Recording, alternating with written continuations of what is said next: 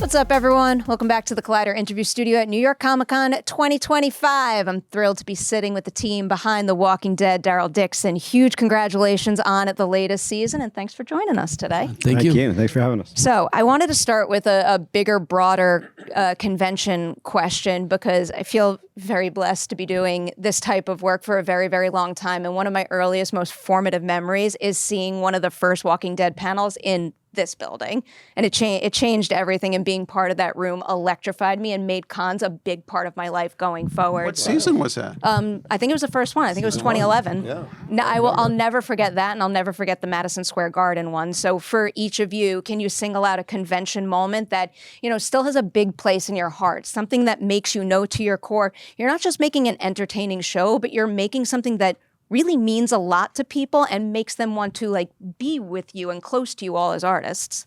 Well, I would say when we were shooting the main show and it was July and we had been filming for a couple months, going to San Diego rejuvenated us a lot, because the love that we got from the fans and the commitment and the loyalty really sort of went, okay, we're ready to go back and finish up. And, it's been 15 years.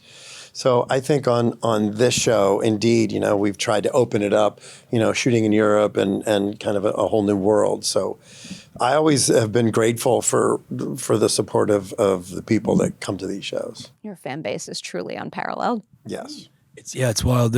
We just had one in Malaga, the very first ever Comic-Con, San Diego / Malaga, and it was packed. It was like the Beatles. It was, as far as you could see from left to right. It was like 3,500 people, and they turned away another 600-700. Yeah, but we've always gotten a lot of love at Comic-Cons. But that Madison Square Garden event, when I rode the motorcycle up, I was terrified. And then they had a rainstorm that night, so they're bringing me back to the back, and the guy's screaming. He's like, "Be really careful. There's cardboard everywhere because of the wet feet." And I'm like, "Wait, what?" And and he's like, "Be careful." I'm like, "Where's the cardboard?" And he's like, 5, 4. And I was terrified. And to go up that, that was a sold out Madison Square Garden event. And I remember getting up to the top and looking at Steve and Jan, and he's like, "You did it." I was shaking. I was so nervous I was going to crash. Yeah, that was a special one too. Yeah, but we've always packed the house. We have really good fans, and people. They're definitely a part of us. How about for the two of you? I have a little intimate one. I haven't been around as long as these guys have, so but it's been amazing actually joining up and seeing the fan base commitment to the show and to these characters. Last year in New York, I had a guy, we had just screened a piece of an episode in which Isabel, the character played by Clémence Poésy, died. And this guy came up to me, he was about 22 after the thing. He was holding all kinds of Walking Dead swag and Daryl Dixon swag, and he was crying. And he said, "Isn't Daryl ever going to be happy? When is Daryl ever going to be happy?"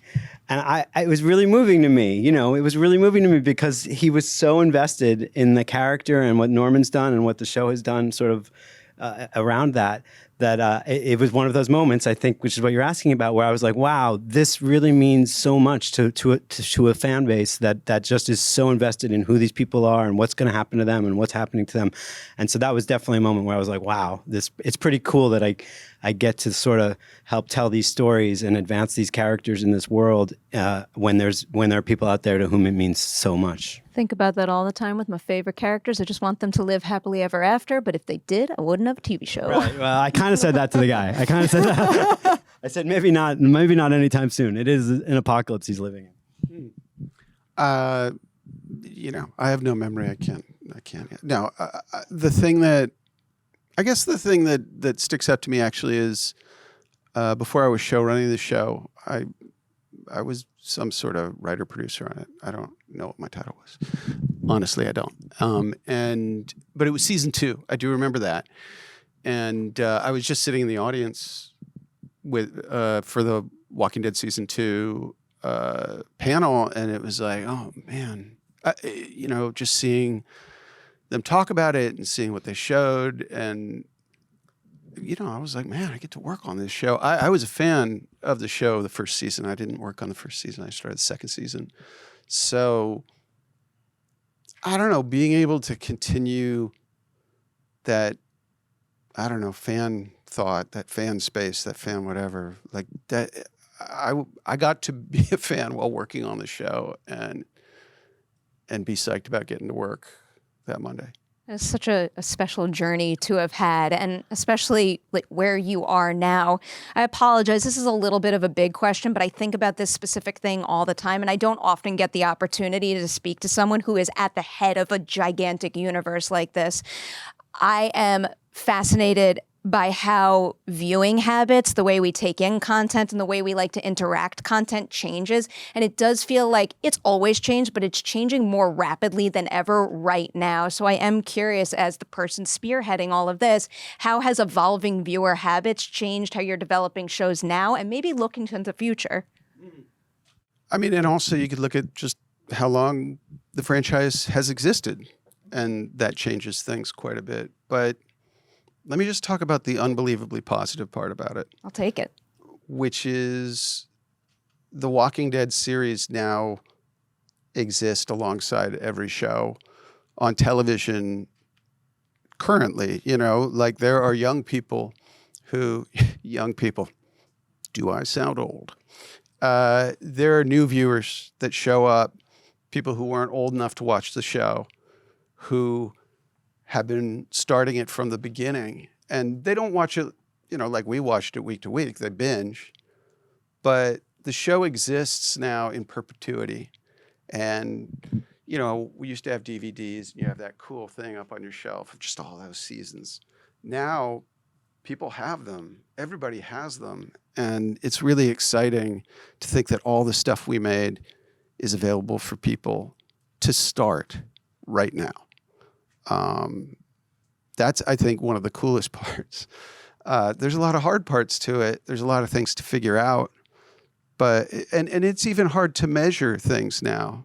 Like how many people watch something, because there's so many different ways they watch it. I'm excited every time a younger person comes up to me and says they just started the show, and it happens a lot.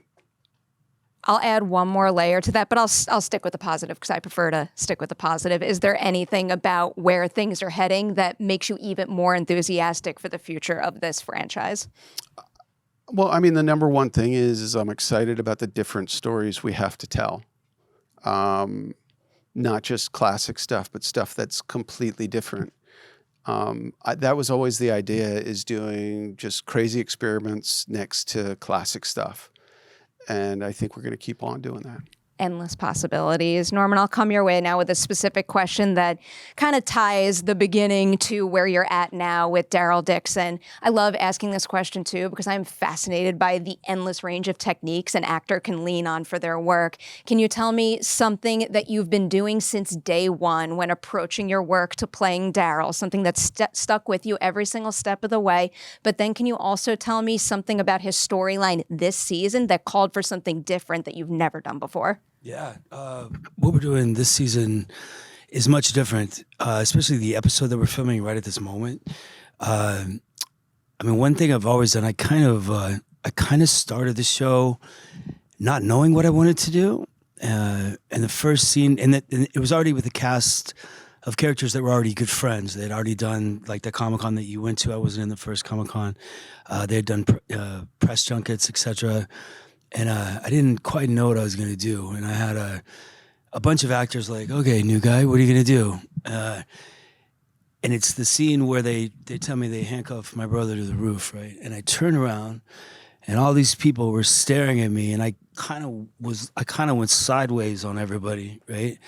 And I felt like, you don't like me, I don't like you either. And I just started him with a chip on his shoulder, and I just kind of ran with that. As the seasons progressed, I slowly would square up to you and talk to you face to face.